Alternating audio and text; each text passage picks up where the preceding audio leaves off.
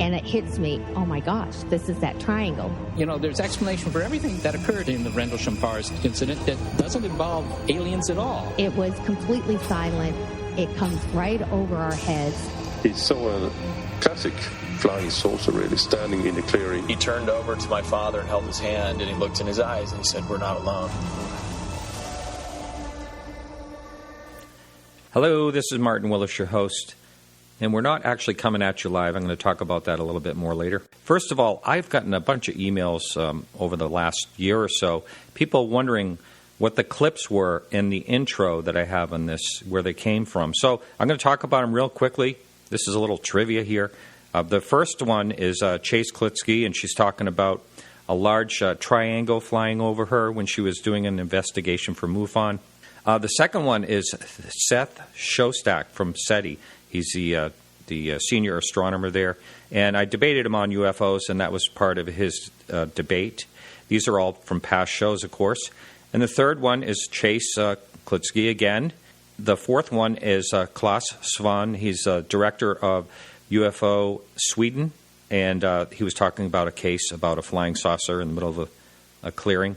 And last but not least is Ben Hansen, and he's talking about his grandfather who was involved in some secret part of the military, couldn't talk to his family about it, and at the very end of his life, he actually, on his deathbed, told his son, which is Ben's father, that we are not alone. Very compelling. So that's it for the intro.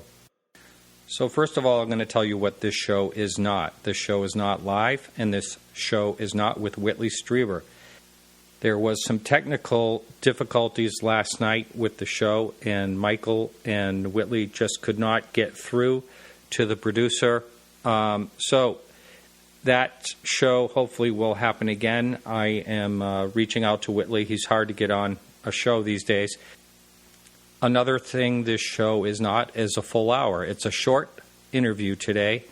We do have a clip from Andy Fleming coming up on Supernovas, and after that, we have an interview with Nomar Slevik on his book titled UFOs over Maine, Close Encounters of the Pine Tree State. A little bit of housekeeping. Our website did go down for a number of days. We had to get a dedicated server. Some people have actually helped out. I really appreciate that. Most of you know that I really do not like talking about the money part of the show. But if you can help out, we have a PayPal button. You can subscribe for a monthly fee, or you can help us out with a one-time donation. Yes, the story of success and of a lot of traffic and using a lot of bandwidth is Podcast UFO is now in the red. So any help out that you can do is greatly appreciated. If you can help us out, we totally understand that, and we still appreciate each and every listener. So right now, get ready. It's Andy Fleming on Supernovas. And hello, Martin and listeners. Now, one of the astronomical objects that will be visible in earthly skies at some point in the future will be a supernova. Now, it's a stellar explosion that is extremely luminous, and it causes a burst of radiation that often briefly outshines an entire galaxy before fading from view over several weeks or months. During this short interval, a supernova can radiate as much energy as the Sun is expected to emit over its entire lifespan. Several large stars within the Milky Way have been suggested as possible supernovae within the next million or few years. These include Eta Carinae, VY Canis Majoris, Betelgeuse, Antares, and Spica. The explosion expels much or all of a star's material at a velocity of up to 30,000 kilometers per second. That's 10% of the speed of light. This drives a shockwave into the surrounding interstellar medium. This shockwave sweeps up an expanding shell of gas and dust called a supernova remnant. Now, the word nova means new in Latin, referring to what appears to be a very bright new star shining in the heavens. The prefix super distinguishes supernovae from ordinary novae, which also involve a star increasing in brightness, though to a lesser extent and through a slightly different mechanism. The word supernova was coined by Swiss astrophysicist and astronomer Fritz Zwicky in 1926. Now, several types of supernovae exist. A Type 2 or core collapse supernova can be triggered by either turning off or suddenly turning on the production of energy through nuclear fusion. After the core of an aging massive star ceases generating energy from nuclear fusion, it may undergo sudden gravitational collapse and explode, creating a neutron star or a black hole, releasing gravitational potential energy that heats up and expels the star's outer layers.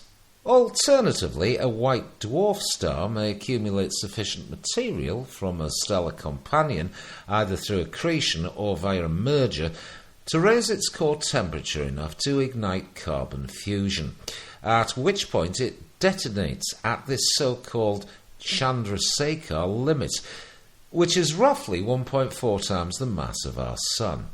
Now, this is a Type 1a supernova and will one day be the fate of the white dwarf star Sirius B, or the Pup. It is currently accreting material from Sirius A, which at only 8.6 light-years away is the brightest star in our nighttime sky. Now, although no supernova has been observed in the Milky Way since 1604, supernovae remnants indicate, on average, the event occurs about once every 50 years. They play a significant role in enriching the interstellar medium with higher mass elements. One such supernovae was observed by Chinese astronomers way back in 1054 AD. And today, with dark skies and a telescope, it can be seen as the Crab Nebula, a supernova remnant otherwise known as Messier Object 1, NGC 1952, or simply Taurus A. At its centre lies a rapidly rotating neutron star, a supernova remnant, called, of course, a pulsar. Now, the expanding shock waves from supernova explosions can trigger the formation of new stars, thus lighting up the future cosmos. As always, thank you so much, Andy. And coming up right now, we have Nomar Slevik on UFOs in Maine. I loved your book. I grew up in Maine myself, and the name of the book is UFOs over Maine, Close Encounters from the Pine Tree State. And I'm glad you wrote this book. I want to, first of all, talk about how you got interested in the subject. And you had something happen at an early age, right? I did, yeah. I was living in Fort Kent at the time, which, as you probably know, it's stone's throw away from Canada. And my bedroom window faced the St. John River. And I woke up in the middle of the night to a loud bang. And then I heard and saw some rain. And then I saw some really strange lightning. And the lightning kind of appeared much longer than what I could understand. And I drifted back off to sleep eventually. And when I woke up in the morning, the lightning was still there. It was very confusing to me. I was, probably 4 or 5 years. And I went to show my father that the lightning was still in the clouds. And once we looked outside, it wasn't there anymore. And it made me think that was maybe the first time, I had a UFO encounter. Huh. And but there was some other times as well. Is that right? That's right. Yeah. As I got older, I saw some other things that seemed odd in the night sky. When I was living in Freeport, Maine, this was back in 2006, 7, and 2005 or so. I saw 2 white lights and a red light in the middle, hovering above the house that was across the street from me. And of course, I thought that was odd. And my roommate actually spotted it first. Mm-hmm. And I went outside and took a look at it, and it was probably 100, 200 feet over over the house, and I sat there and watched it for a little bit, tried to take a picture with my cell phone, which was vastly inferior at the time. And so I only got a little red streak there. And then it moved up a little bit. You know, it was stationary and then moved up, at an angle, very slowly, maybe another 20, 30, 40 feet, tough to, gauge. And then after, a few minutes or so, it started moving at a level trajectory towards the town of Brunswick. So that's when I got in my car and started to follow it, and almost immediately lost sight of it and, never saw it again. Mm-hmm, mm-hmm. Now, what inspired you to actually write the book? And we're going to talk about that in particular because I really enjoyed reading some of these cases. Some of them I knew about, some I never heard about. But what Sure. made you start to write the book? Well, I guess that goes all the way back to that first encounter I had as a child. I've been interested in all things paranormal as a child, and that stayed with me through my teenage years and through my, my 20s, and now, I'm getting close to 40, and it's still a passion and a fascination. And but why I wrote this book in particular is I have a pretty big library of Maine books on the paranormal, and there's one in particular that's great, The Supernatural Side of Maine by C.J. Stevens, great book. But again, so I have a huge library of Maine books on the paranormal, and there was not one book, still not, besides this one, that dealt with solely UFOs. There were stories with UFOs in them, but not a book dedicated to it. And I really wanted to take on the challenge of trying to present a book solely dedicated to it. And how long did that take you to do the research on this? Oh, I'd say about 2.5, 3 years. And let's talk about some of the cases. Of course, you and I have been talking on Facebook for, I don't know, perhaps 6 months or so. And Sure. So I'm sure you probably listened to the Allagash show that I did. Which is great. Those guys are very believable in that whole story. I agree. We don't. And the book is compelling. Yes. So that is, it's kind of tough to get involved in some of the abduction cases, but that is right up there, in my opinion, with Travis Walton and, one of the most credible, and Betty and Barney Hill, one of the most credible type of abduction cases. Very, very fascinating. And, one of the things that I didn't cover in the interview, and you can't really cover in a chapter in a book, is there's some ongoing things with these guys. I've talked to them personally. Yeah. There's some strange ongoing things that keep happening to them all. Yeah. Yeah. It's really amazing. It's and like I think you put it perfectly. It's tough to capture it in a book or in an interview because it's so vast. This has been a lifetime effect on these poor gentlemen. And really has. Mm-hmm. Mm-hmm. Yeah, and I completely agree that it's right up there with Travis Walton, Whitley Strieber, Betty, Barney Hill. I believe it's right up there. Right. And so, what, in your opinion, do you think that's one of the top cases in Maine, or what, you want to talk about what some of your favorite cases were that you worked on? Yeah, absolutely. That is, right up there. That's probably the one that, that I've known about, the longest time, maybe the most famous one, if you will. To almost to the point where it was, I was kind of obsessed with it for a while. Mm-hmm. Great, compelling story. But I think some of the other great ones are the UFO over Starks. That was first written about in Yankee magazine. I believe that's the name of it. Mm-hmm. And I think that's a very compelling story, especially once it gets involved with, the sheriff over there, and also the accident that occurred that same night in that same area, and the poor woman was wearing sunglasses, in the middle of the night, alluding to the fact that something very bright was out. And she actually wore prescription glasses, but felt the need to put on sunglasses in the middle of the night. I know I read your entire book. I loved it, but that was quite some time ago, about 4 or 5 months ago. So why don't you, if you would, go over that case? Absolutely. So this is a UFO that was reported over Starks back in 1981, and the whole incident started with a gentleman named Kenos Henry, and he goes over Starks a few times, but this time was a little bit different. When he saw the UFO, at this point, it was red and it was pretty high in the sky. And then it got very, very low.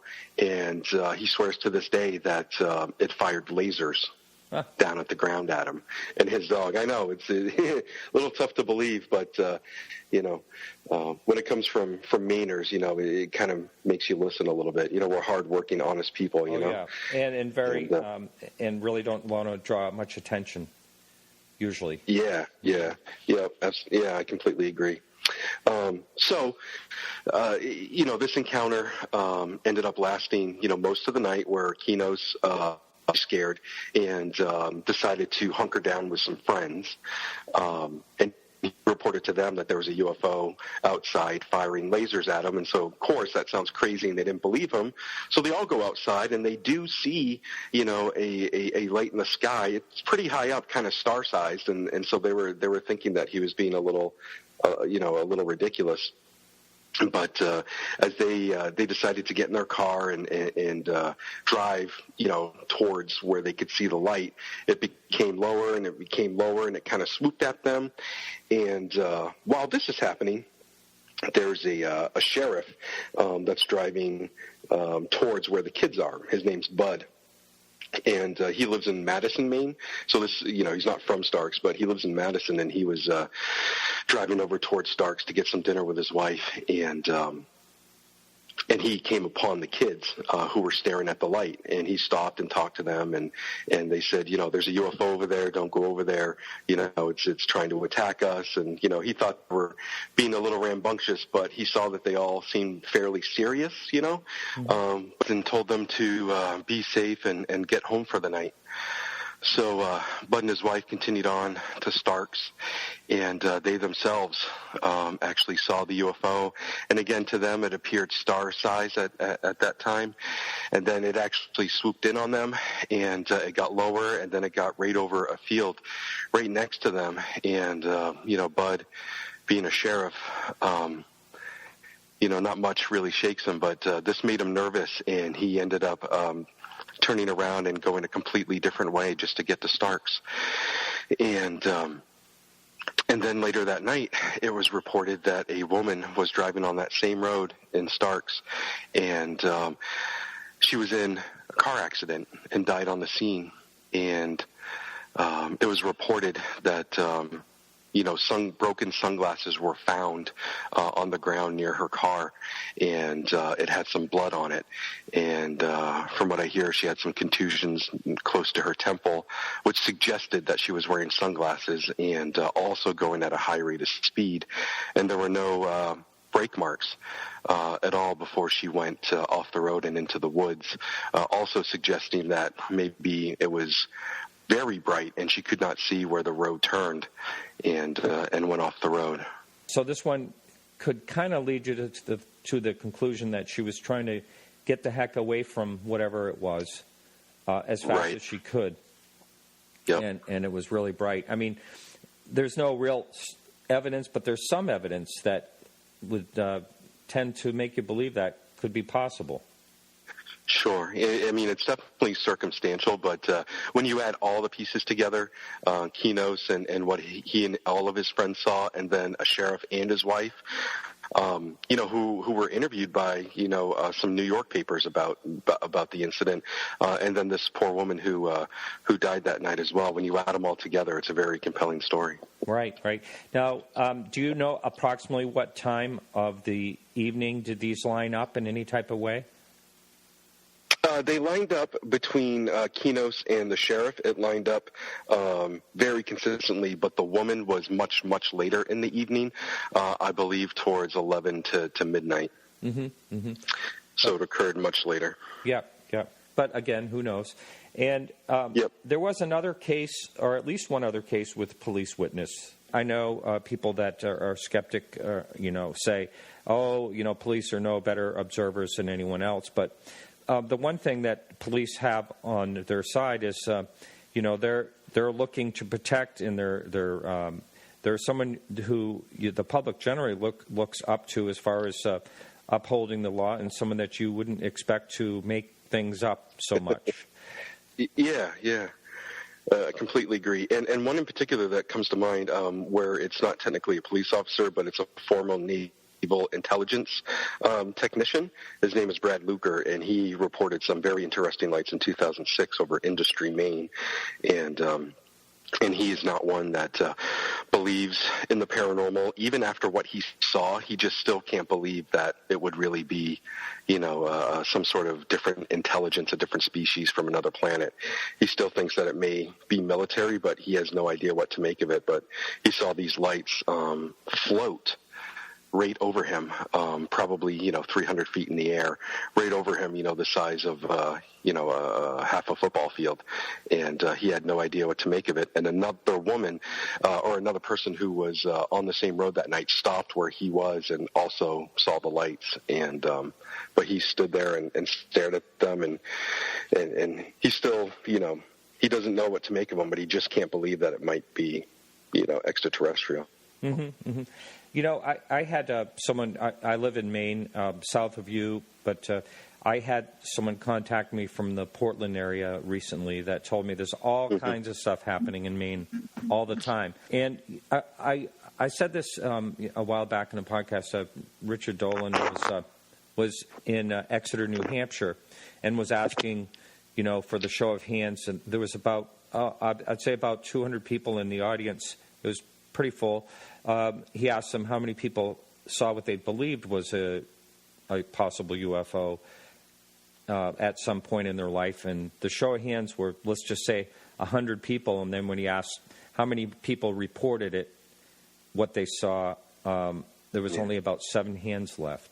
And so I think that's kind of across the board everywhere. And if you think there's, approximately 30,000 sightings reported a year worldwide, if you do the math, that's a lot of people are seeing a lot of things.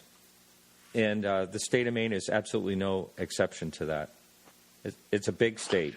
Yeah, and I completely agree. And I'm glad you brought that point up. I talked with and worked with Peter Davenport from New Fork on some of the cases in this book, and he's a really great fellow to talk to. And we both expressed our concern over the amount of reports or the amount of sightings that go unreported. Like you were saying, you do the math, and out of 100 people that saw something, 7 report it. It's too bad, and this field, relies heavily on eyewitness, testimony, and MUFON. It's just not something that people think to do when they see something that's strange, and it would be very interesting to see the true account of how many things people are really seeing, Right.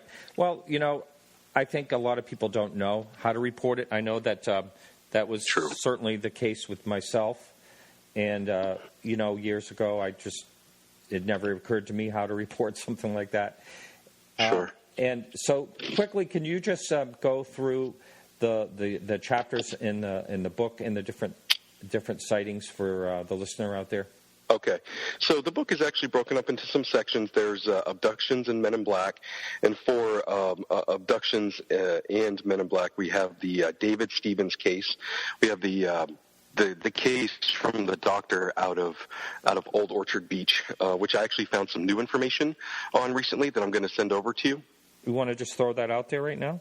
So Herbert Hopkins was a general practitioner out of Old Orchard Beach, and he had a Men in Black experience where he claimed, a Man in Black came to his house. He was working on a David Stevens case, a gentleman out of Norway, and he was warned not to work on the case anymore. The gentleman who came to his house looked very odd, acted very odd, and threatened him to stop working on the case. Well, in 2008, his nephew, Herbert Hopkins' nephew, posted a blog about this story that has become folklore, in Maine ufology, and even involved Shirley Fickett at one point, who was a noted Maine author, or a noted Maine UFO researcher, and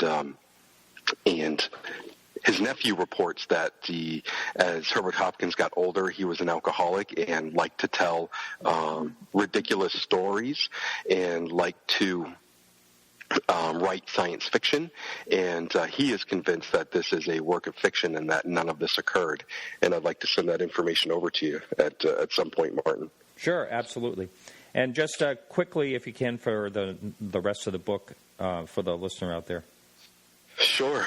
There's great encounters. So, of course, we got the Starks encounter. There's a lawyer out of Soamesville, Maine, who owns a little tiny pond hopper plane, and he and a buddy were flying it, and they saw a UFO over the Blue Hill area. There was a UFO reported by some Boy Scouts back in the 50s, close to Millinocket. Franklin has had some lights reported over their town. North Whitfield has reported some sightings. Bangor has lots of sightings reported. One in particular, back in the 60s, it's even reported that a gentleman fired his gun at the UFO. Very interesting story.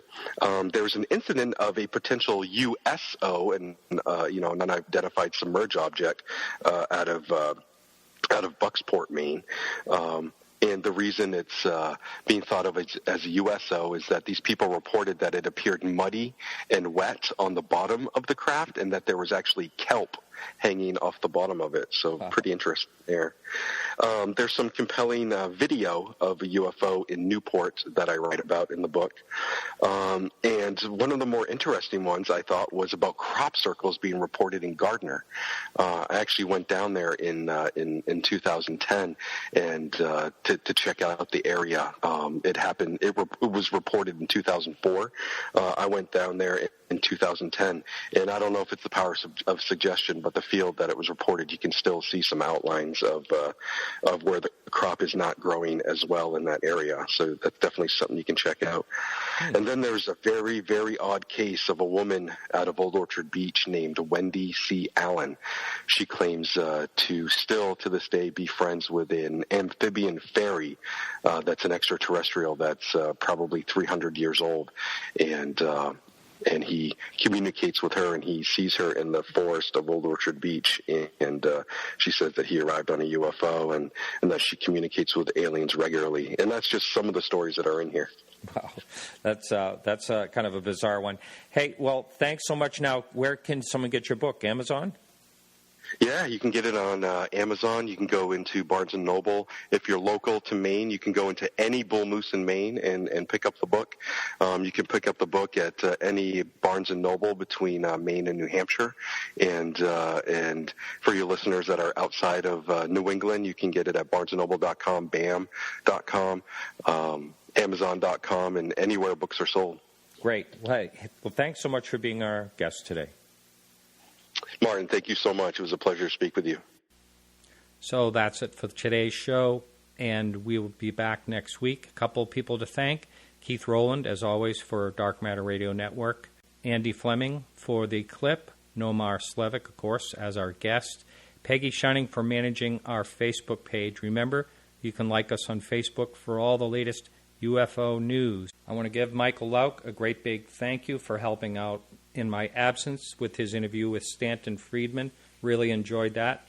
We'll be back next week live with Alejandro Rojas and our guest unsure. So keep your eyes to the sky and your curiosity high.